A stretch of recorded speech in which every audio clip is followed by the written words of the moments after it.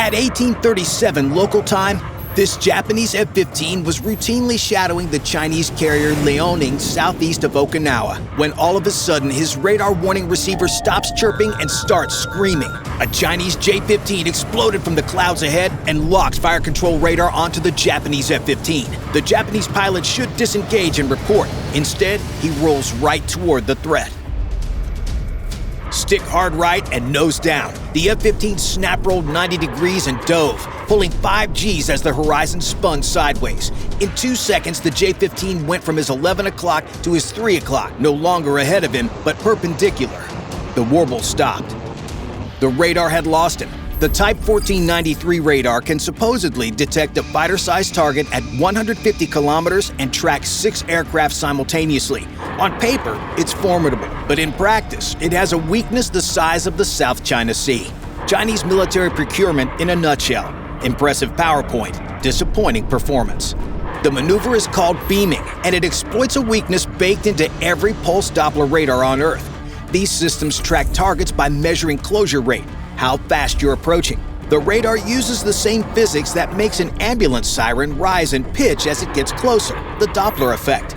Turn perpendicular to that radar, and your closure rate drops to 0. The system's own software filters you out as ground clutter, the same way it ignores waves, trees, and buildings. You vanish. The Japanese pilot held the beam, watching his JAPR-4 radar warning receiver. The JAPR-4, small antennas scattered across the Eagle's airframe, wingtips, tail, and nose, were sucking up every emission and helping him win in real time. The receiver works like a fingerprint scanner for radar systems. Every radar has a unique signature, its operating frequency, the rhythm of its pulses, the shape of its waveforms. The JAPR-4 compares incoming signals against a library of over 2,000 known systems, identifying the emitter type within milliseconds.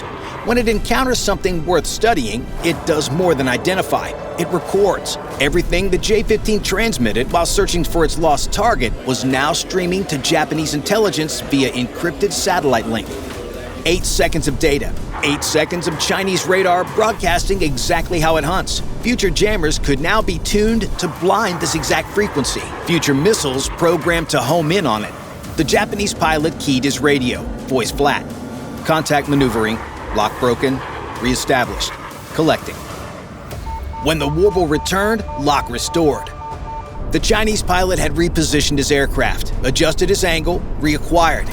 He probably felt satisfied. Target found. Point made. Dominance demonstrated. He had no idea his radar had just handed over its first secret, and that this F-15 wasn't alone. In electronic warfare terms, this was the equivalent of showing your poker hand to the entire table and asking, "How am I doing?" 2 more Eagles had launched from Naha alongside him, now holding at 35,000 feet with their radars dark, invisible to Chinese sensors, watching the whole engagement through ground control's eyes. They weren't here to help. Not yet. They were waiting for their moment. The Japanese pilot noted the reacquisition time, 8 seconds. Now he needed to test something else. The J-15 closed to 500 meters, pressing the advantage, lock solid.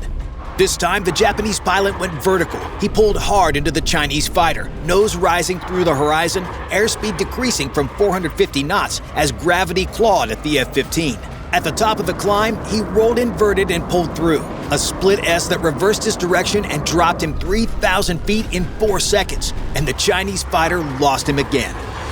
This happened because the J-15 has a mechanically scanned radar, meaning its antenna physically tilts to track targets. Think of it as a security camera on a motorized mount.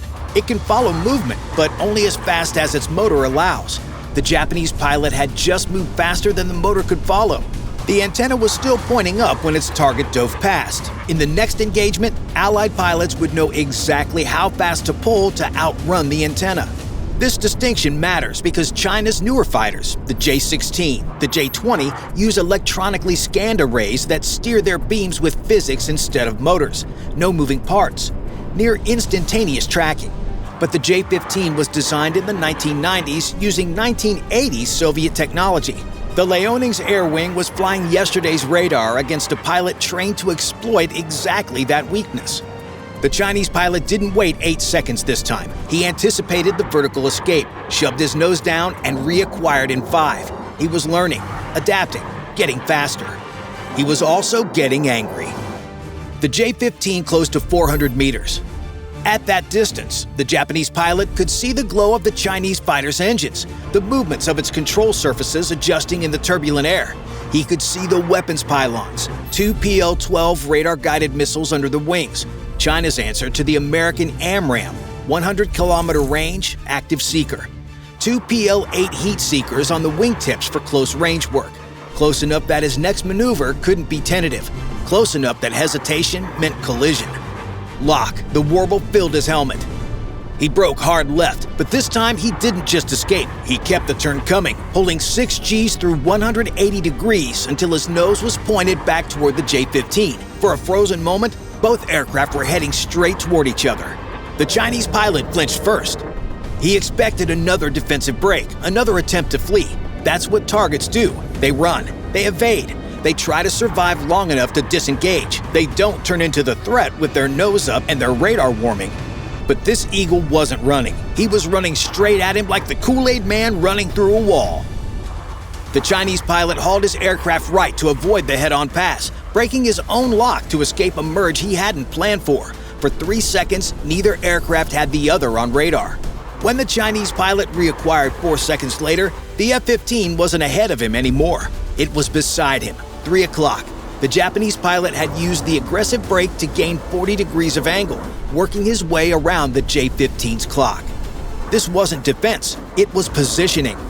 The reacquisition pattern was now in the database, how the J-15 searches after losing lock, what frequencies it uses, how it transitions from search to track. The next pilot to face this radar would know exactly where to hide during those blind seconds.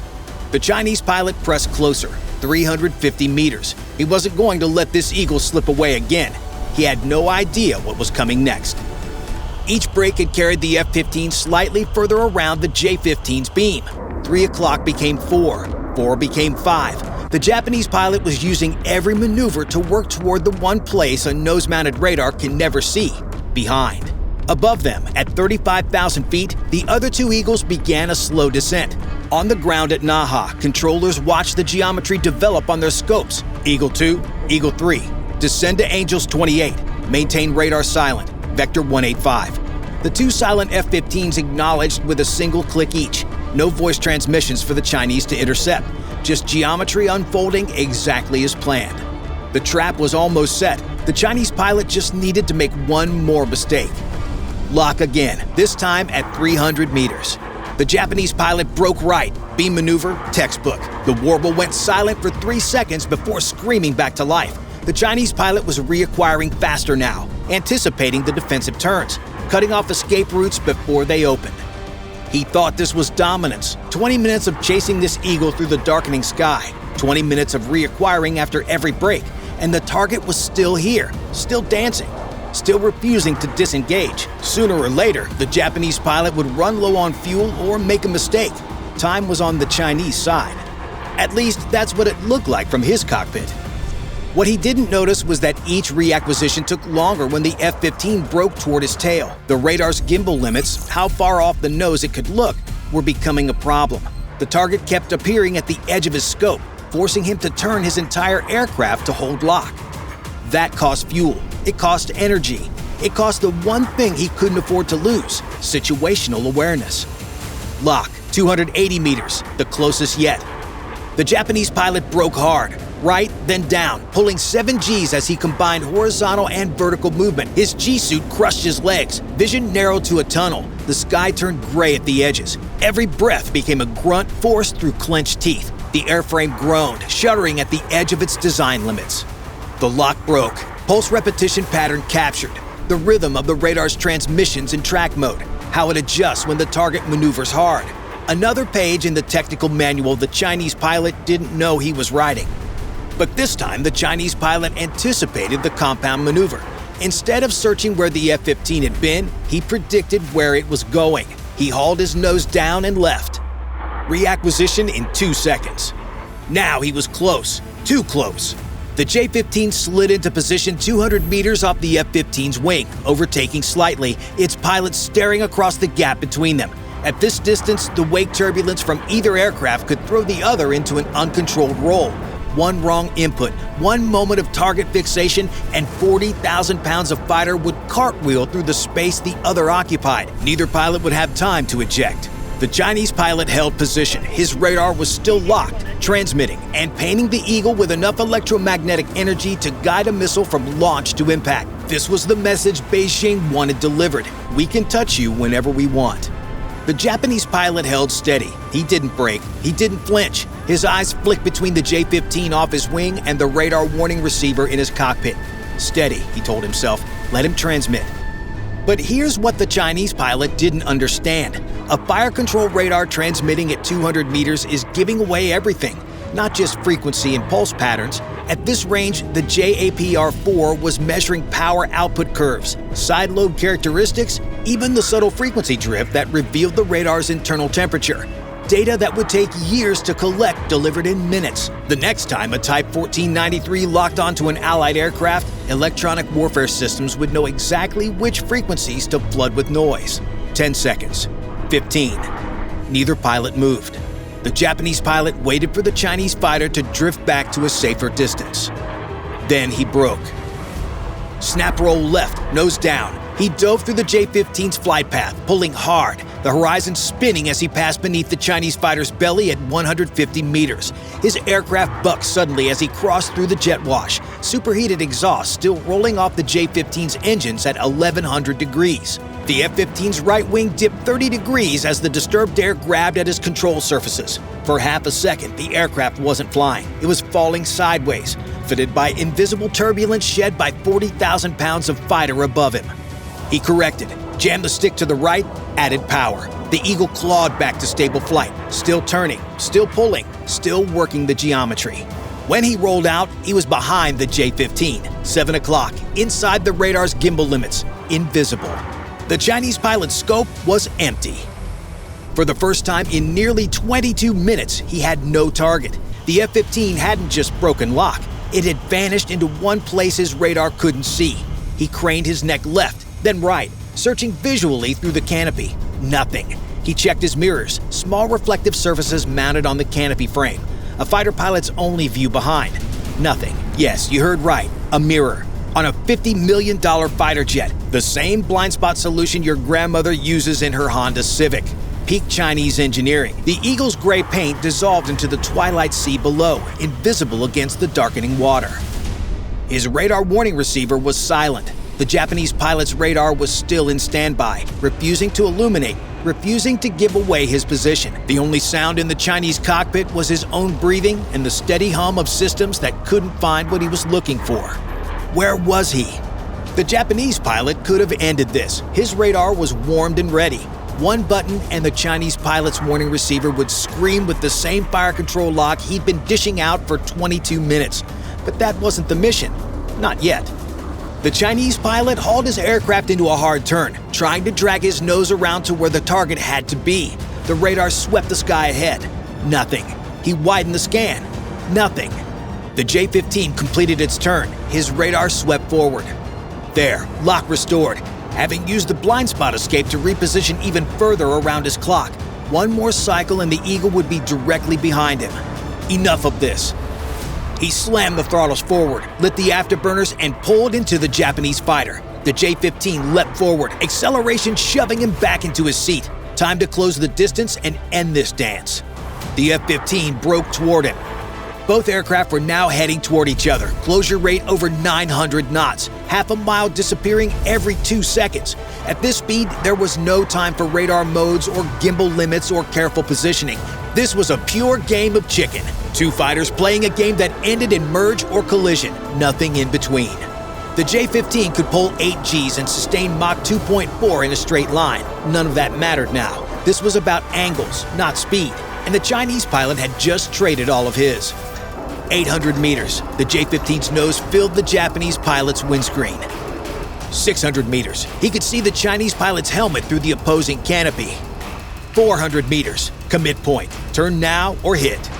3 seconds to merge. The Japanese pilot's hand rested on the stick, waiting. 2 seconds. The J-15's canopy filled his entire forward view. 1 second. The Japanese pilot rolled inverted and pulled down, slicing beneath the J-15 in a 7G descending turn that traded head-on for perpendicular in less than a second. The Chinese fighter flashed overhead, close enough that he felt the thump of displaced air as 40,000 pounds of aircraft passed through the space he'd occupied just a heartbeat earlier. He kept rolling, pulled upright, checked his 6. The J-15 was ahead of him now, pulling its own turn to reacquire, but the geometry had flipped. The Japanese pilot was in the Chinese fighter's deep 6 o'clock, 400 meters back, low, perfectly positioned in the blind spot where nose-mounted radars cannot see. The Chinese pilot hauled around, searching for his target. The classic fighter pilot mistake. He'd been so focused on the target ahead that he'd forgotten the first rule of air combat: check your 6. His radar warning receiver lit up, not from behind, but from above. 2 new contacts, 10 o'clock high, 2 o'clock high, descending through 28,000 feet. F-15s, a pair from Naha that had been holding at 35,000 feet. Radars dark, invisible, vectored by ground control through the entire engagement. They'd watched the geometry develop for 31 minutes. They'd waited for this exact moment.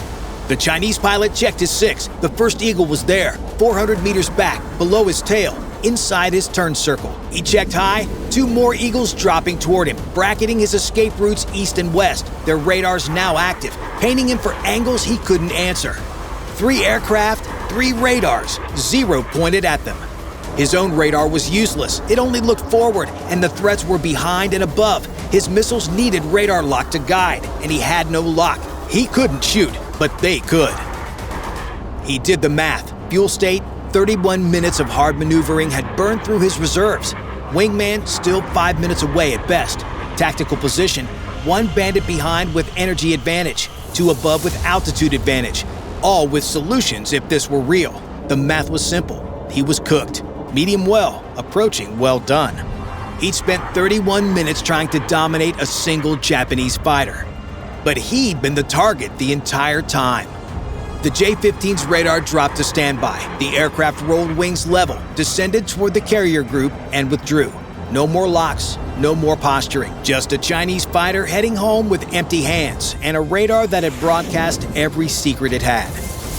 The Liaoning strike group departed the Philippine Sea 6 days later. Beijing called it a successful demonstration of carrier aviation capability. The radar lock was denied. Official statements claimed Japanese aircraft had harassed routine training. Tokyo called it extremely regrettable, summoned the ambassador, and filed protests. The pilots who flew it, they called it Tuesday. Bye for now.